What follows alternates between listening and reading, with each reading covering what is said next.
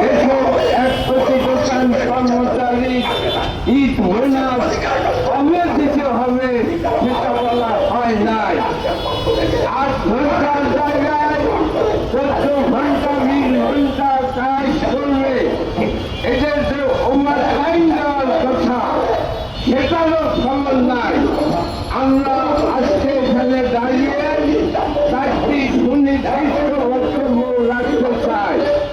একটা হচ্ছে ঈদের কমপক্ষে 7 দিন আগে 1 কোটি দোকান কর্মচারীকে ঈদের বোনাস পরিশোধ করতে হবে।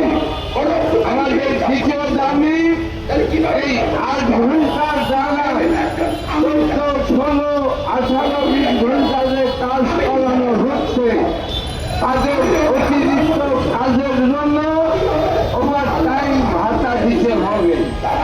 রাত 8টা 9টার পর কাজ করলে তাদের রাতের খাবারের ব্যবস্থা করতে হবে। আর ঠিক হবে 28 তারিখ, তাহলেই মে মাসে অন্তত অর্ধেক বেতন ঈদের আগে দিতে হবে। এই 4টা হচ্ছে আমাদের সুনির্দিষ্ট দাবি। আমরা আমাদের কর্মসূচি খুবই সংক্ষিপ্ত করছি।